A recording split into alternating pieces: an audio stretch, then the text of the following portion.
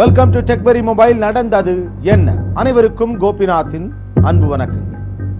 நிறைவேறாத ஆசையோடு இறந்து போகிறவர்கள் தாங்கள் வாழ்ந்த இடத்திலேயே அந்த ஆசை நிறைவேறும் வரை ஆவியாக சுற்றி கொண்டிருப்பார்கள் அப்படின்னு நம்ம சமூகத்துல பரவலாக ஒரு நம்பிக்கை இருக்கு.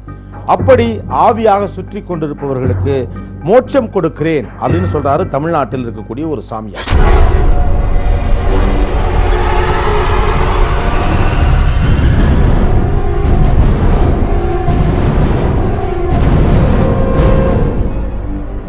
வேலூர் மாவட்டம் ஜோலார்பேட்டை பக்கத்துல கட்டேரி அப்படின்னு ஒரு ஊர் இருக்கு. அந்த ஊர்ல நாதலடி சுவாமிகள் அப்படின்னு ஒருத்தர் இருக்காரு. அவரை சந்திக்க பல்வேறு ஊர்களிலிருந்து தினந்தோறும் நிறைய பேர் வர்றாங்க. அவங்க வரும்போது சொல்லுகிற ஒரு விசித்திரமான கோரிக்கை என்ன அப்படின்னா, எங்களை பேய்கள் தொந்தரவு செய்கின்றன, அந்த பேய்களிடம் பேசி அவர்களுக்கு மோட்சம் பெற்றுக் கொடுங்கள் அப்படிங்கிறாங்க. நள்ளிரவு நேரம் திகிலான அனுபவங்களை மனதில் சுமந்தபடி ஒவ்வொருவரும் விளக்கேற்றிக் கொண்டிருக்கின்றனர்.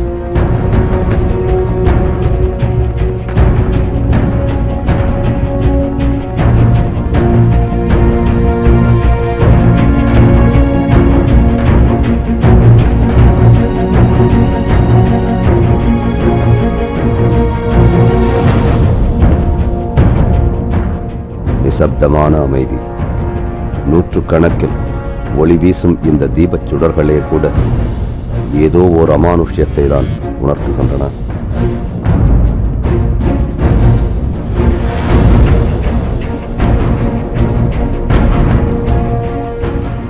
இறந்தவர்கள் பேயாக வந்து பயமுறுத்துவதை தடுப்பதற்காக நள்ளிரவில் நடத்தப்படும் ஓர் ஆவி பூஜையின் காட்சிகளே இவை.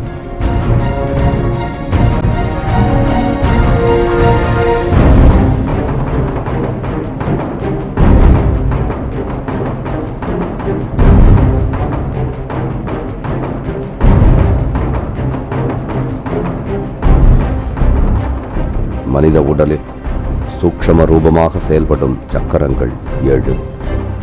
அதன் அடிப்படையில் உருவாக்கப்பட்டுள்ள இந்த கோயிலில் ஆவி பூஜை நடத்துவதற்கு தயாராக தியானித்தபடி இருக்கிறார் நாதலடி சுவாமிகள்.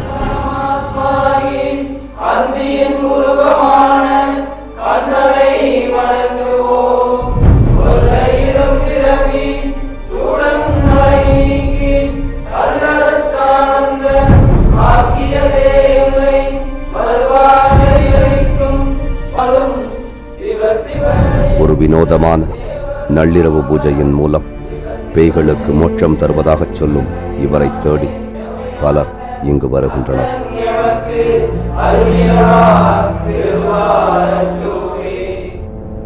பூவரசன் ஆம்பூரைச் சேர்ந்தவர். இராணுவத்தில் வேலை பார்த்து வந்த இவரது சகோதரர் ராஜீவ் காந்தி கடந்த சில மாதங்களுக்கு முன் ஒரு விபத்தில் பலியானார். அன்று முதல் ஒவ்வொரு நாள் இரவும் இறந்து போன சகோதரர் பேயாக வந்து தன்னை பயமுறுத்துவதாக அஞ்சி நடுங்குகிறார் பூவரசன். இந்த நிலையில்தான் பேய் தொல்லையிலிருந்து விடுபடுவதற்காக நடத்தப்படும் ஆவி பூஜை பற்றி கேள்விப்பட்டு தானும் அதில் கலந்து கொள்வதற்காக புறப்பட்டார் பூவரசன்.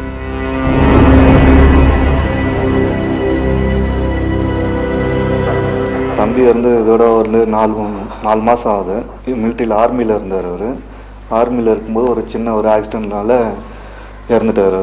அவருடைய ஆத்மா வந்து இப்போ வந்து சாந்தி அடையாமல் எங்கள் வீட்டுக்குள்ளேயே அப்படியே இருக்கிற மாதிரி ஒரு ஃபீலிங் இருக்குது. திடீர்னு வெளியில் போகும்போதோ இல்லை பக்கத்தில் எங்கேனாவது பேசின்னு இருக்கும்போதோ பார்த்தா பக்கத்துலேயே இருக்கிற மாதிரி இருக்குது. எல்லோரும் சொல்கிற மாதிரி பார்த்தீங்கன்னா திடீர்னு ஆக்சிடெண்ட் இறந்துட்டாங்கன்னா அவங்க வந்து அவங்களோட ஆவிங்கெல்லாம் வந்து சாந்தி அடையாதுன்னு சொல்லுவாங்க, துர்மரணம்னு சொல்லுவாங்க அதை.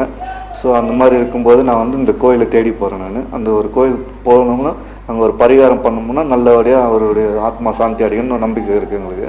அதனால் நாங்கள் போகிறோம். இப்போது வேலூர் மாவட்டம் ஜோலார்பேட்டைக்கு அருகில் உள்ளது கட்டேரி எனும் குக்கிராமம். இரவு நேரத்தில் இந்த வழியே வருபவர்களை கூட்டம் கூட்டமாக பேய்கள் வழிமறித்து மிரட்டுமாம். அப்படி பேய்கள் கூடி கும்மாளமிட்ட ஓர் இடத்தில்தான் புதிதாக உருவாக்கப்பட்டுள்ளது ஒரு கோவில். மற்ற கோவில்களின் வடிவமைப்பிலிருந்து முற்றிலும் மாறுபட்ட தோற்றம் கொண்டதாக இது உருவாக்கப்பட்டுள்ளது. மன்னீஸ்வரர் ஆலயம் என அழைக்கப்படும் இங்குதான் பேய்களுக்கு மோட்சம் தரும் நள்ளிரவு பூஜை நடத்தப்படுகிறது. இறந்தவர் எந்த மதத்தைச் சேர்ந்தவராக இருந்தாலும் கவலையில்லை, எல்லா பேய்களுக்கும் இங்கே மோட்சம் அளிக்கப்படும் என்பதுதான் நாதலடி சுவாமிகளின் அறிவிப்பு. அதற்காகவே இந்த கோவிலில் சர்வமத கடவுள் சிலைகளும் அமைக்கப்பட்டுள்ளன.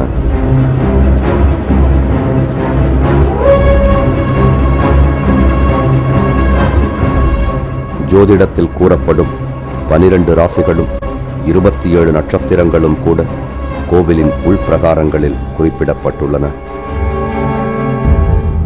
பேய் பயத்திற்கு தீர்வு தேடி தன்னை நாடி வந்தவர்களிடம் பேசிக் கொண்டிருந்தார் நாதலடி சுவாமிகள். அவரை சந்தித்து பேசினார் பூவரசன்.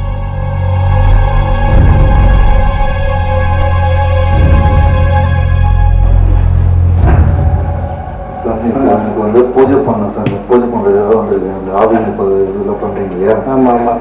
தம்பிக்கு ஆத்மா சாந்தின்னு சொல்லிட்டு சரி நீங்கள் பூஜை பண்ணி கொடுக்கணும், அதுக்காக தான் வந்திருக்கேன் சார். சரிப்பா சரிப்பா, செஞ்சிடலாம்ப்பா. தம்பிக்கு செஞ்சிடலாம். வீட்டில் அப்புறம் இன்னும் யாரும் இருந்திருக்காங்களா? அப்பாவும் இருந்திருக்காரு சார், அப்போ அவருக்கும் பண்ணோம்.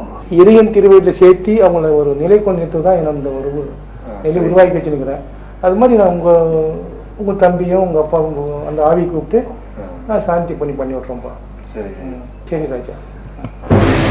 இன்று இரவு நடைபெறவுள்ள நள்ளிரவு பூஜையில் பூவரசனை தொந்தரவு செய்யும் பேய்க்கு மோட்சம் அளிக்கப்படும் என ஆறுதல் கூறினார் நாதலடி சுவாமிகள். பேய்கள் இருப்பது உண்மைதானா? அப்படியானால் இன்று இரவு நடக்கவிருக்கும் நள்ளிரவு பூஜைக்கு பேய்கள் வருமா? இப்படி அடுக்கடுக்காக எழுந்தன பல கேள்விகள். நாதலடி சுவாமிகள் அடிப்படையில் இவர் ஒரு ஹோமியோபதி மருத்துவர்.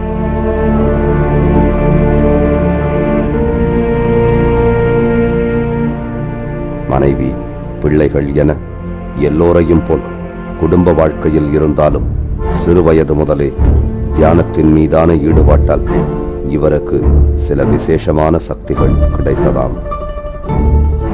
அதில் ஒன்றுதான் பேய்களுடன் பேசுவது என சொல்கிறார் இவர். இது எனக்கு இப்போதைக்கு மட்டும் இல்லையப்பா, நீண்ட காலமாக நான் அந்த என்னைக்கு நான் என் நிலை வந்துட்டணும், ஒரு 20 வயசுக்குள்ள நிலையை அடைஞ்சிட்டேன் நான். அப்போந்தே எனக்கு இந்த ஆவியோட நட்பு எனக்கு இருந்துச்சு. எனக்கு அப்படின்னா எங்கே நடக்கிற விஷயம் எனக்கு தெரியாமல் நடக்காது. ஒரு காலகட்டத்தில் எனக்கு முன்கூட்டி தெரிஞ்சிடும். அது நான் யாரும் சொல்ல மாட்டேன். அதாவது இறை என்ன சொன்னா தெரியுமுன்னா, விதியை மீஞ்சி நீ போகாதப்பா. விதிக்கு அதாவது ஒருத்தருக்கு மரணம் வருதுன்னா அது முன்கூட்டி தெரிஞ்சுக்கணும் நான். ஆனால் அது நீ தடுக்கிற மாதிரி அது தடுத்து காக்காதுன்னு சொல்லி சொல்லிட்டேன். நான் தடுக்கிறது கிடையாது, எப்பவுமே தடுக்க மாட்டேன். பேய்கள் இருப்பது உண்மை எனச் சொல்லி அதற்கும் சில விளக்கங்களை கூறுகின்றார் நாதலடி சுவாமிகள். உங்கள் கண்ணுக்கு எங்கள் கண்ணுக்கு மட்டும் தெரியுவாங்க. அவங்க உங்கள் உட்காந்து பேசிட்டு எங்கள் ஆவி என்னோட தொடர்பு எங்கள் சுற்றி எங்க கூட இருக்கிறாங்க அவங்க. தற்போது ஆவி பூஜை நடக்கும் கோவில் அமைந்துள்ள இடத்திற்கு அருகில்தான் சுடுகாடு உள்ளது. இதனால் இப்பகுதியில் பேய்கள் கூட்டம் கூட்டமாக சேர்ந்து பொதுமக்களை பயமுறுத்தி வந்ததாம். அதனால் பேய்களுடன் பேசி ஓர் ஒப்பந்தம் போட்டுக் கொண்டாராம். ஏற்கனவே வாக்குறுதி அவங்ககிட்ட நான் கேட்டுக்கிறேன். இங்கே என்னோட மட்டுமே நட்பச்சிங்க. நீங்கள் வரும் மக்களுக்கு யாருக்கும் சொல்லக்கூடாது. அப்படி சொல்ல கொடுத்தா எனக்கு உடனே கோவம் வந்து எனக்கு அப்படி சொல்லியிருக்காங்க. யாரு கொடுத்தா நான் உண்மையில் எனக்கு என்னுடைய சக்தி பயன்படுத்தி நான் நாசப்படுத்திடுவேன். அதனால் எங்கிட்ட யாரும் மக்களுக்கு சொல்லக்கூடாதுன்னு சொல்லி ஏற்கனவே ஒப்பந்தம் பண்ணி தான் 10-11 வருஷம் நடந்துருக்கு. இப்போ தன் சொல்லுக்கு கட்டுப்படும் பேய்களுக்கு மோட்சம் தருவதாக அவைகளுக்கு இவர் உறுதியளித்திருக்கிறாராம். அதற்காக உருவாக்கப்பட்டதுதான் இந்த கோவில் என சொல்கிறார் நாதலடி சுவாமிகள். எல்லா ஆன்மாளுக்கும் நாங்கள் பரிகாரம் கொடுக்குறோம். இது உலக மகா அதிசயம் அதாவது உலகம் அதிசயம்னா இது வரைக்கும் எந்த ஒரு சிவ ஆலயத்தில் சிவநிலை கொண்ட ஒரு நிலையில் ஒரு ஆன்மாவுக்கு ஒரு ஆலயத்தை கட்டி அந்த ஆன்மாவுக்கு புனித அடைகிற மாதிரி ஒரு நிலையை கொடுத்த ஆலயம் இந்த திருஞான கந்த 6ஆம் திருச்சபை கொண்டு தான் இப்போ. பேயின் தொந்தரவில் இருந்து மீண்டு விட்டோம் என இங்கு வந்த பலர் சொல்வதையும் கேட்க முடிந்தது. எங்கள் வீட்டுக்காரர் இருந்து 7 வருஷம் ஆயிடுச்சுங்க. அவர் ஆவி வந்து வீட்டை சுற்றி அலமோதுன்னு இருந்துச்சு.